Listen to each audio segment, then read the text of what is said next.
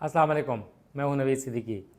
बहुत गर्मा गर्म ख़बरें हैं भारत के हवाले से और भारत की हठधर्मी के हवाले से। और बग़ैर तमहीद के ये बताऊं कि मुख्तलिफ जो आपको ये बताऊं कि भारतीय सिखों ने भी इंडियन हुकूमत के ख़िलाफ़ बगावत कर दी है, इस हवाले से बताऊंगा। भारत ने फिर एक मरतबा दोबारा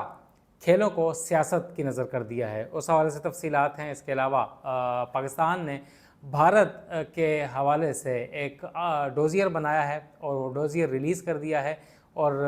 आलमी बिरादरी को भिजवा दिया गया है। क्या क्या है उस डोज़ियर में हम आपको बताएंगे। इसके अलावा भारत में जो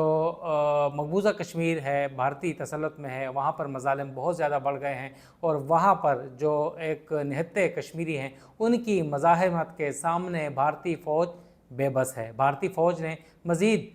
फ़ौज बुलाने का फ़ैसला किया है, इस हवाले से भी हम आपको तफसीलात से बताएंगे। मगर सबसे पहले आपको यह बताएं कि पाकिस्तान ने एक तफसीली कम्प्रिहेंसिव जामे किस्म का डोज़ियर बना लिया है। डोज़ियर में अभी हाल ही में 7 और 8 मई को जो वहाँ एग्रेशन की गई थी पाकिस्तान के ऊपर, इसके अलावा 10 मई को की रात पाकिस्तान की एयर बेसिस को निशाना बनाया गया था, सिविलियंस को निशाना बनाया गया भारतीय फ़ौज की जानब से। उसके हवाले से वहाँ के दस्तावेज़ी सबूत, तस्वीर और सेटेलाइट इमेजेस और दीगर जो सबूत हैं वो इसमें डोज़ियर में है। और डोज़ियर बहुत कम्प्रिहेंसिव बनाया गया है। उसमें लिखा गया है कि भारत ने पहलगाम वाक़या को 22 अप्रैल के बाद बहाना बनाकर उसको फॉल्स फ्लैग करार देकर क्या क्या पाकिस्तान के ख़िलाफ़ इल्ज़ामात लगाए हैं और उसके झूठ पर मबनी जो उनके सबूत थे, झूठ थे, वो तमाम डोज़ियर का हिस्सा हैं। इसके अलावा उसमें यह भी कहा गया है कि पाकिस्तान ने हमेशा मुज़ाकरात की बात की है, पहलगाम वाक़ये की भी शफ़ाफ़ तहकीकात और न्यूट्रल तहकीकात का मुतालबा किया और ताउन की पेशकश की, मगर उसे रद्द कर दिया गया। और इसके अलावा 6 से 7 मई और 8 मई को पाकिस्तान के इलाकों में सिविलियंस के ऊपर हमले किए, बच्चों और औरतों को निशाना बनाया और दर्जनों यहाँ पर शहादतें हुई। और इसके अलावा 10 मई की रात को पाकिस्तान के मिलिट्री बेसिस के ऊपर हमले किए, उसमें भी काफ़ी पाकिस्तान की शहादतें हुई और पाकिस्तान ने फिर जवाबी कार्रवाई UN चार्टर को मद्देनज़र रखते हुए वहाँ पर की और उनको निशाना बनाया। और सिविलियंस को पाकिस्तान ने निशाना नहीं बनाया बल्कि मिलिट्री और एयर बेसिस को निशाना बनाया और उन एयर बेसिस को निशाना बनाया जहां से पाकिस्तानी इलाकों में बमबारी की गई थी, मिसाइल फेंके गए थे और सिविलियंस को शहीद किया गया था। इस हवाले से बहुत तफसीली कम्प्रिहेंसिव किस्म का ये डोज़ियर है। और डोज़ियर में ये भी कहा गया है कि इंडियन मीडिया ने झूठ का एक तो ख़ुद पलंदा था और कुछ इंडियन मीडिया और एनालिस्ट ने वहाँ के जो सियासतदान थे, मोदी सरकार थी, उनके ख़िलाफ़ एक झूठ का जो एक्सपोज किया। और इसके अलावा उसमें ये भी लिखा गया है कि कैसे वहाँ पर मज़ालिम किए जा रहे हैं। पहलगाम का जिक्र भी किया गया है। उसके अलावा 2019 में पुलवामा वाक़या का फॉल्स फ्लैग ऑपरेशन का भी जो तमाम तर किस्सा था वो भी उसमें लिखा गया है, दोहराया गया है कि कैसे पुलवामा के वाक़े को बहाना बनाकर 27 फरवरी 2019 को पाकिस्तान पर हमले किए गए और पाकिस्तान ने उनके एक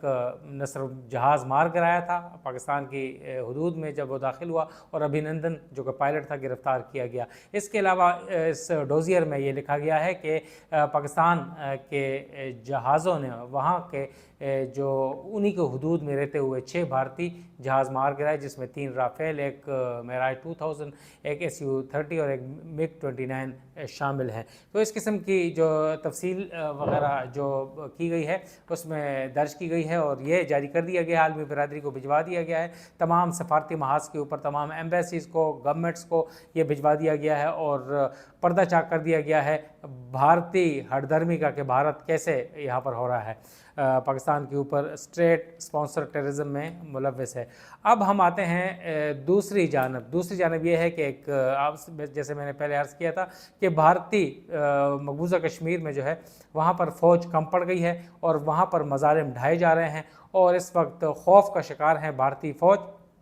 और वहाँ पर पहले ही मकबूजा वादी में تقریباً 5 لاکھ سے زائد فوج وہاں پر تعینات ہے مستقل بنیادوں کے اوپر، اور 500,000 بتایا جا رہا ہے، 5 لاکھ سے زائد یہ بنتی ہے۔ اور اب یہ فیصلہ کیا ہے کہ وہ فوج کم پڑ گئی ہے، مزید مظالم ڈھانے کے لیے کشمیریوں کو، معصوم نہتے کشمیریوں کو مزید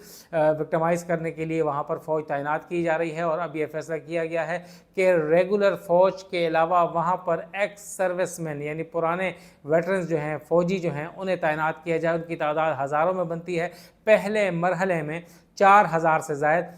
پرانے فوجی ایکس سروس مین وہاں پر تعینات کیے جائیں گے۔ فی الفور اب انہیں تعینات کیا جا رہا ہے کچھ روز میں، اور وہ سیکیورٹی کے فرائض سر انجام دیں گے، کیونکہ وہاں پر جو فوج ہے وہ کہتے ہیں کہ کم ہے، اور انہیں مزید سرحدی علاقوں میں اور سینسٹیو لوکیشنز پہ تعینات کیا جا رہا ہے۔ پہلگام کا واقعہ جو تھا فالس فلیگ آپریشن تھا، وہاں پر ان کو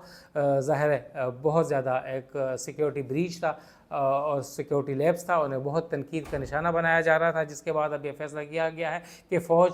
مزید بڑھائی جائے، اور اس کے لیے تقریباً اب ریگولر فوج کے ساتھ ساتھ اب ویٹرنز یعنی ایکس سروس مین وہاں پر تعینات کیے جا رہے ہیں۔ اور یہ بہت بڑا ایک دھچکا ہے پاکستان کی، ایک دوبارہ ایک اس کے اوپر سفارتی کے اوپر پاکستان محاذ کے اوپر کہتا چلا ہے کہ کشمیریوں کے اوپر مظالم ڈائے جا رہے ہیں، اور مقبوضہ کشمیر ایک بگیسٹ ملٹرائز زون ہے۔ اب ایک دوسری ڈیولپمنٹ یہ بھی ہے کہ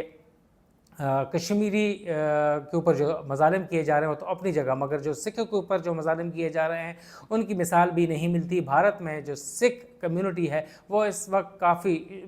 پریشان ہے، کیونکہ انہیں نہ صرف وہاں پر ان کے اوپر مظالم کیے جا رہے ہیں، ان کے اوپر ریسٹرکشنز لگائی جا رہی ہیں، اب ان کے اوپر یہ ہے کہ جو کرتارپور راہداری حکومت پاکستان نے کھولی تھی سابق وزیر اعظم عمران خان نے 2019 میں، اور نومبر 2019 میں سے کھولا گیا تھا، بابا گرو نانک کی 550ویں برسی کے اوپر، جنم دن کے اوپر یہ کھولی گئی تھی، اور سکھ یاتریوں کو اور سکھ کمیونٹی کو یہ ایک تحفہ دیا گیا تھا پاکستان کی جانب سے، جس کے بعد بھارت بھی مجبور ہو گیا تھا، اور انہوں نے بھی وہاں سے کرتارپور راہداری کھول دی تھی، اور ویزا اور پاسپورٹ فری انٹری ہوتی تھی یہ سکھ یاتریوں کے لیے۔ اور یہ جب سے پہلگام واقعہ ہوا تو اس کے بعد بھارتی پابندیوں کے بعد پاکستان نے بھی کرتارپور راہداری بند کر دی تھی، کیونکہ بھارت نے جو واگا اٹاری بارڈر سمیت دیگر جو کراسنگ پوائنٹس تھی تمام تر بند کر دی تھی، جس کے بعد مجبوراً پاکستان کو کرتارپور راہداری بند کرنا پڑی، جس کے بعد اب یہ وہاں کے سکھ جو ہیں بھارت کے، انہوں نے بغاوت کر دی ہے مودی سرکار کے خلاف، اور سخت وہاں پر احتجاج شروع ہو چکے ہیں، وہاں پر دھرنے شروع ہو چکے ہیں۔ دہلی اور دیگر علاقوں میں مودی سرکار کے اوپر، انڈین گورنمنٹ کے اوپر، منسٹری آف ایکسٹرنل افیئرس کے اوپر اور انٹیریئر کے اوپر ایک دباؤ ڈالا جا رہا ہے کہ کرتارپور راہداری کھولی جائے اور وہاں پر یاتریوں کو جانے دیا جائے، کیونکہ جب سے کرتارپور راہداری کھلی ہے 2019 میں، اس وقت سے لے کر اب تک لاکھوں کی تعداد میں یہ سکھ یاتری جو ہیں وہ کرتارپور راہداری جو کہ نارووال میں واقع ہے وہاں پر وزٹ کر چکے ہیں، اور اب اس بارے میں اب یہ کہا جا رہا ہے کہ یہ تقویت مزید پکڑے گی، یہ زور زبردستی ہوگی۔ سکھ کا جو ایک احتجاج ہے، دھرنا ہے، بغاوت ہے، وہ نہ صرف انڈیا کے اندر بلکہ انڈیا کے باہر بھی، امریکہ اور کینیڈا میں بھی یہ بڑھے گا، اور یہ بہت بڑی ڈیولپمنٹ ہے۔ ایک اور چیز یہ ہے کہ چین کے دورے کے اوپر اسحاق ڈار چلے گئے ہیں 19 سے 21 مئی تک، یعنی 3 روز کے لیے۔ بہت بڑی ڈیولپمنٹ ظاہر ہے، چین کے ہتھیار استعمال ہوئے تھے، چائنیز میڈ تھے، اور پاکستان کے تعاون سے بنے تھے، JS-10C جہاز اور PL-15 اور چینی ٹیکنالوجی، جس سے بھارت کو شکست فاش اٹھانا پڑی تھی۔ پاکستان کی جو لیڈرشپ ہے وہاں کی لیڈرشپ کو بریف کرے گی۔ اس کے علاوہ بہت اہم ڈیولپمنٹ یہ ہے کہ پاکستان کی ایئر اسپیس جو فضائی حدود ہے وہ انڈین طیاروں کے لیے گزشتہ 24 روز سے بند ہے، جس کی وجہ سے انڈین ایویشن انڈسٹری کو $5 بلین سے زیادہ کا نقصان اٹھانا پڑا ہے۔ بہت بڑی یہ ڈیولپمنٹ ہے، اور اس کے علاوہ 3 سے زائد گھنٹوں کا انہیں مسافت طے کرنی پڑتی ہے۔ کینیڈا، امریکہ، یورپ اور دیگر ممالک کے لیے مسافر بہت زیادہ تنگ ہے، اور بتایا جا رہا ہے کہ اس سال کے آخر تک شاید $700 سے $800 ارب کا انڈین ایویشن کو نقصان اٹھانا پڑے۔ اب سب سے بڑی شروع میں جو ہم نے بات کی تھی ڈیولپمنٹ یہ ہے، بہت بڑی بریکنگ نیوز ہے، ابھی آئی ہے تازہ، اس میں یہ ہے کہ بھارت نے دوبارہ ہیلے بہانے کرتے ہوئے جو انہوں نے کھیلوں کو ہمیشہ نشانہ بناتا رہا ہے، کھیلوں کو بہانہ بنا کر پاکستان کے ساتھ وہ مخاصمت کرتا رہا ہے۔ اب یہ بھارت نے دوبارہ یہ فیصلہ کیا ہے کہ وہ پاکستان کے ساتھ کرکٹ نہیں کھیلے گا، کھیل نہیں کھیلے گا، اور اس سپٹمبر میں بھارت نے جو میزبانی کرنی تھی ایشین کپ کی، اس سے بھارت دستبردار ہو گیا ہے۔ ابھی انٹرنیشنل میڈیا کے ذریعے یہ خبر آ رہی ہے کہ بھارت اب میزبانی سے دستبردار ہو گیا ہے، اور محسن نقوی جو پی سی بی کے چیئرمین ہیں، انٹیریئر منسٹر ہیں، وہ پاکستان کے ظاہر ہے پی سی بی کے چیئرمین بھی ہیں اور ایشین کرکٹ کونسل کے چیئرمین بھی ہیں۔ انہیں اب بتایا جائے گا بھارت کی جانب سے کہ پاکستان کے ساتھ اب بھارت کرکٹ نہیں کھیلے گا، اور اس کا یہی ہے کہ ایشیا کرکٹ کپ جو بھارت میں سپٹمبر میں ہونا تھا اس کو منعقد ہی نہ کیا جائے، میزبانی ہی نہ کی جائے، کیونکہ میزبانی کریں گے تو پاکستان کو جانا پڑے گا اور پاکستان کو بلوانا پڑے گا، تو پاکستان کو نہیں چاہتے کہ وہ یہاں پر آئے، تو لہٰذا دستبردار ہو گئے ہیں۔ اس کے علاوہ یہ بھی فیصلہ کیا گیا ہے کہ سری لنکا میں جو ایمرجنگ ویمن کرکٹ کونسل کی جانب سے ایک چیمپئن شپ ہونی ہے سری لنکا میں، اس سے بھی دستبردار ہوا جائے، کیونکہ وہاں پر بھی پاکستانی ویمن کرکٹ ٹیم جائے گی۔ تو یہ پاکستان کے ساتھ نہ کھیلنے کے بہانے ہیں اور دشمنی ہے، اور بھارت ڈٹائی پر اترا ہے، بات چیت کرنے سے بالکل گریزاں ہیں۔ سیز فائر جو ہے وہ بھی اس کے اوپر کرنے کے باوجود بھی پاکستان کے خلاف اوچھے ہتھ کنڈے اپنا رہا ہے۔ اور دوسری اپڈیٹ یہ ہے کہ دونوں ممالک کے مابین اب یہ طے پایا ہے کہ جو 18 مئی تک سیز فائر ایگریمنٹ تھا، جو جنگ بندی معاہدہ تھا پاکستان اور بھارت کا، جو کہ 10 مئی کو کیا گیا تھا، اب اس کی کوئی ایکسپائری ڈیٹ نہیں ہے، وہ تا حکم ثانی یہ سیز فائر معاہدہ جاری رہے گا۔ نوید صدیقی کو اجازت دیں، والسلام۔